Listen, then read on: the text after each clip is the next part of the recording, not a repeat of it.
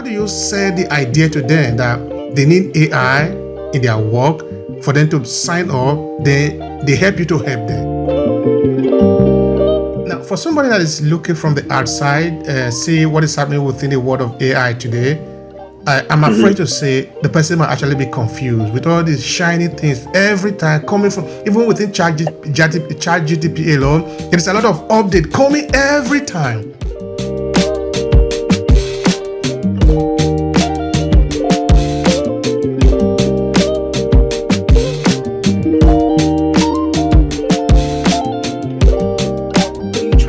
Sell a new product? Are you trying to capture more customers? What is the outcome you want? Okay, and then you want to kind of define that outcome with a number. I want I want X by Y, or we need to do this by this date, or you want to give it a time. The next thing is the obstacle. The next O is the obstacle.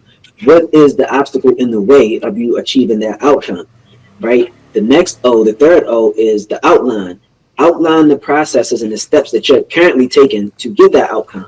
And if you don't have any, then that's a part of the problem, and then you can work around that. And now that you know what you want to get done, what's in the way, what you're doing now you can explore options for how to use AI to get the outcome you want. So when you're in this outline phase of the flywheel, you're breaking down all of the steps, right? You can't skip any steps. Don't skip any steps. Look at all of the steps that you're doing, and if it's something that's on a computer, it's a good chance that you can automate it or use AI for it somehow. And that way you can still have a human touch. You can still have, the right feel or communicate a certain type of way and solve a problem a certain type of way. But you reduce the amount of work that you have to do to get you leverage. And so the fourth O is options. What options can you explore to help you get that, to help you get the outcome you want? So what are the AI options you can use? There's thousands of them out there. You don't need a whole lot of them. You might only need one, right? So you work backwards from the outcome. You don't start with trying to use the flashy, fancy new AI tool, right? You go through the 4O flywheel, don't skip any steps, and that's where you start with AI. Don't start with, it sounds counterintuitive, but you don't start with the actual AI. You start with the outcome that you want in your business. Thank you so much for that. Okay, as an AI consultant for businesses, is that correct? You are for businesses, right? Okay. Yes. Tell me, what exactly do you do? What I do is help the company or the business I'm working with most of the time communicate better and faster and cheaper than what they do now. And so all companies don't need to make more money. What they need to do is save more time. And I help them save more time by using AI to automate some of their processes. And I don't like to use a lot of big fancy terms about, like, I'm not really trying to go through all of that. You need to process these applications faster and then contact the person who has the best application. But if somebody has to spend 6 hours going over these applications and sending emails and phone calls, that takes too much time. So I'll come in, I will have AI scan all of the applications.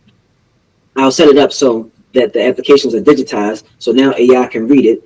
You build out some kind of logic to say this person is qualified. So I help people qualify, say, leads, or if they're qualifying applicants, you qualify it. There's going to be a few triggers. They hit the top 3 qualifications, and now you get notified, Obehi, and it says, hey, this person is a good candidate, and it sends you an email on why this person is a good candidate. And then it also may send that person an email and say, hey, you are a good candidate for this position. Let's schedule an interview, and then the link is in there. You don't have to touch any of this. You don't have to touch any of it, because I just came in, went through your process, saw everything that you did, and picked out those 3 parts that we can automate. So that's exactly what I do, right? I reduce all of the manual stuff that you're doing for repetitive tasks that you do every day, or every week. You go through these things. I come in and automate those processes so I can save you time, and then you can focus on higher leverage things, more strategy, talking to more clients, closing more deals. Those are the types of things I do. All right. Of course, when you... Did I answer the question? Yeah, of course you do. You do. I have another question from that. Of course, that is how this podcast is. Either one question lead to another, and often we just have a box open for us to be touching one at a time. All right. So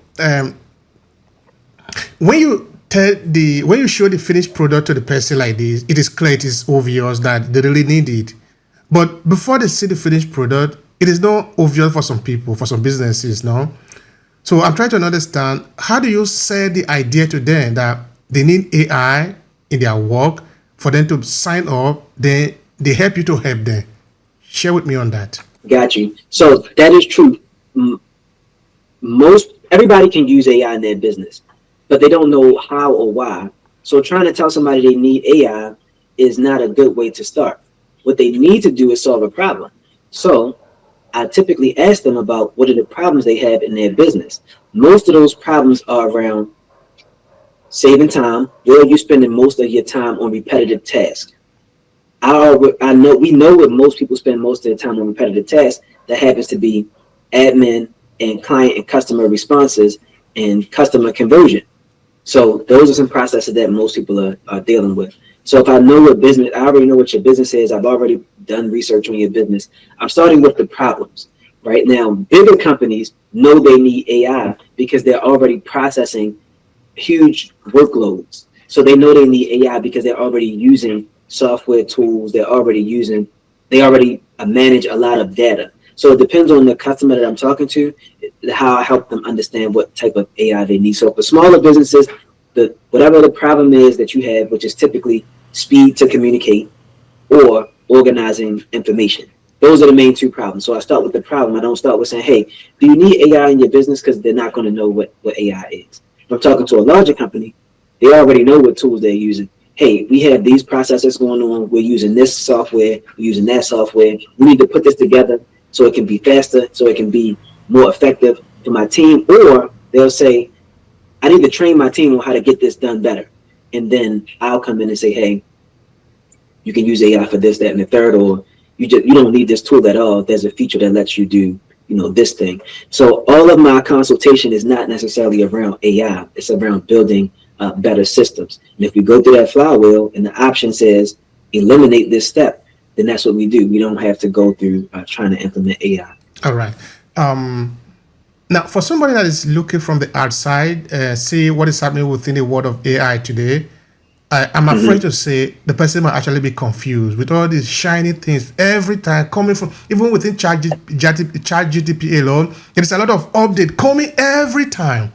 So when people look at it like this, I think maybe somebody might be confused in that they might not know which tool to use. In a situation like this, what do you recommend? Okay, what kind of general knowledge do you want us to have about these different tools that are out there? Should a business owner, a founder, be jumping from tool to tool because there is a new one in town? So jump onto that. Okay, this one is better. So what do you say about these multiplicities of AI tools that are coming all the time? I would say that if you're a founder, you are responsible for being curious about the options you have to do better business, to better serve your clients. So you should know that the tools are there, but you should only focus on using the ones that get you the results that you want. Which one solves the problem in your business? So for example, if you're already using ChatGPT for something and it's working just fine, then you may want to stick with it for a while until a new problem pops up. So when I started out, I was trying a bunch of different tools. You should try new things because some new things fit your workflow. But where you should start with is with